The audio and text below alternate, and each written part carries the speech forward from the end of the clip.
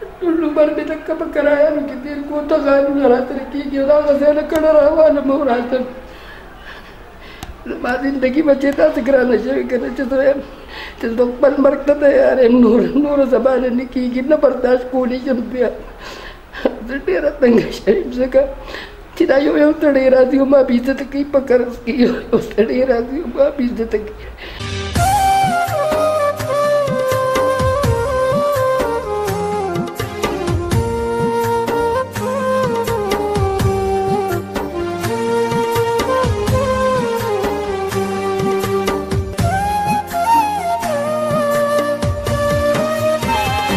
बिस्मिल्लाहिर्रहमानिर्रहीम। अस्सलाम वालेकुम वरहमतुल्लाहि वबरकातुहू। नाज़रीन, आइंदा द कद्दू चैनल से मैं आप लोग एक छोटा सा सोशल वर्कर, एक छोटा सा खिदमतगार अज़मत चीमा। आइंदा द कद्दू का मकसद ये है मुआशरे की अक्कासी करना। नाज़रीन, आज मैं आया हूँ ज़िला मर्दान और मर्दान के करीब यहाँ मैं आया हूँ मुजीदाबाद। आप लोग देख रहे हैं हमारे एक छोटे से घर में मैं दाखिल हुआ हूँ और ये घर, इस घर में एक माँ जी रहती है और साथ में उसके साथ एक बहू भी रहती है। ये आप लोग देख रहे हैं ये किराए का मकान है। इस कमरे को ताला इसलिए लगाए हुए हैं क्योंकि ये लोग इतना किराया बर्दाश्त नहीं कर सकते, तो एक ही घर में इसको ताला भी लगाए हैं और ये एक कमरे में यहाँ पर मेट्रास लगा के यहाँ पर ये लोग सोते हैं। वो माँ जी हमारे साथ मौजूद है क्योंकि इनकी जो बहू है वो हम इसमें नहीं बिठा सकते, लेकिन फिर भी माँ जी बहुत रो रही है क्योंकि कहती है कि महीने का इसका करीबन 6,000 रुपये किराया है। तो माँ जी बहुत गुर्बत के सहारे ज़िंदगी गुजार रही है और बीमार भी है। मैं इस माँ जी से ख़ुद भी कुछ पूछना चाहता हूँ। कदम को मर्दान के मजीदाबाद तरागल है, वो मजीदाबाद की कोर ज़्यादा सुबह ने चपोख नटरी कोर दे खुदा दा किराए दे 6,000 रुपये म्याश वर्कई हो मोरजान ओदती यवा गोर आगा पदी कोर की उसी की न तपोस्ती को चिज्वन संगति दी। मोरजान अस्सलाम वालेकुम। वालेकुम सलाम जी। मोरजान दारा तो चे वक्त वो संगति दी की पदे कोर के जुन संग तेरे में बच्चे बस तालारा तरफ पद वक्त तेरी की बस दसों तो जुन तेरी की मोरजान दारा लाख लाख शुक्र अदा को शुक्र दे दिन वो सख्त नहीं मग माने दोन तकलीफ दोन सख्त जरा पिंजरलस कालम की नमा आवन मर दे माटूल मरते खपलो बचूल अखबारे मजदूरी उकड़ी माँ पदा मसाले खर्चोली पर दुकानों बांधे माँ मजदूरी को लदे बल खिदमत पर मी को रोजी व खुदा पकड़ा को ला उस दो बीमार नशम कोली मजदूरी मक्के बदे मसाले वगैरह खर्चोली भाई जब हम टाइम दे रोगा ना मोर दर दुआ जिस्ता दिकुर के जब जुन ते रवे सोना कसान बदे के जुन ते रवे दरे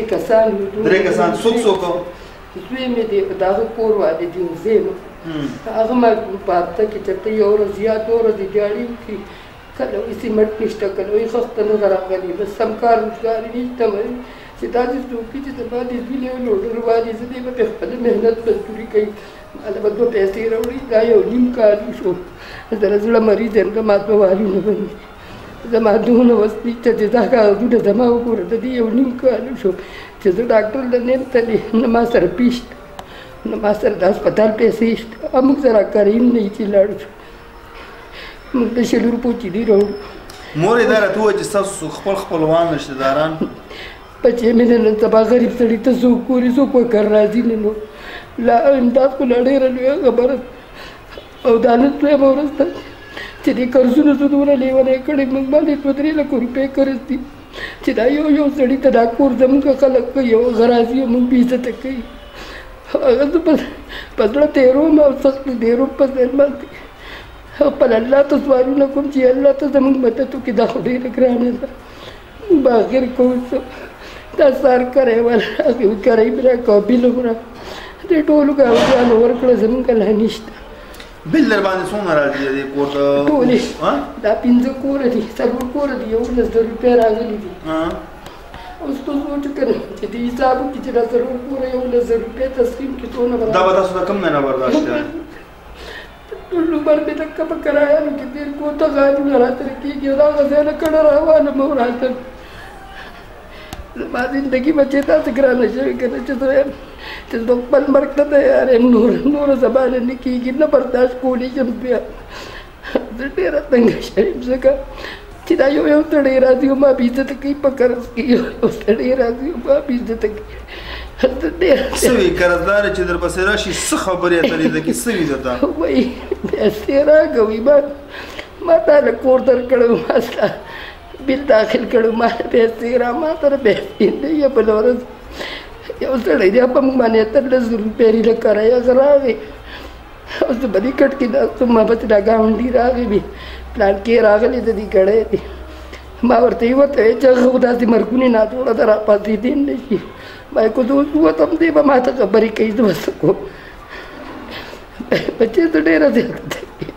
ډېره زیاته زما عزت سره نشته زیات خدای مې سره دی دا شپه تېره شي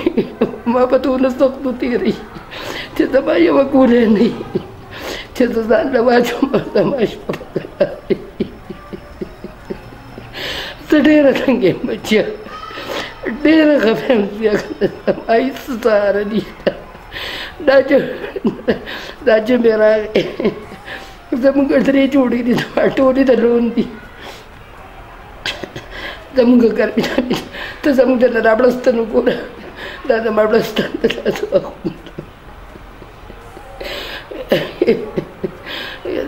یز مې په سمین کار دي چېرته داسې ورځ رانغله چې مونږ چېرته خسي چېرته موږ سمه ډوډۍ وخوړه خو چې د ګرمۍ خوړو غرونه د ماښامه بس الله راکړي مور دا راته ووایه چې زړه دې ولې دونه ډک دی وجه څه ژړا په څه خبره باندې بچې زه یم زه د کور په غاړه ولاړ یم زه به مړه شم او دا قرضونه به په ما باندې او تا ته پته ده چې الله رزق کوي خو به دې حق نه معاف کړي مور دا راته ووایه چې د موبایل نمبر شته او چې نمبر شته تا ته چې مې پیرنګ کړی دغه نمبر دی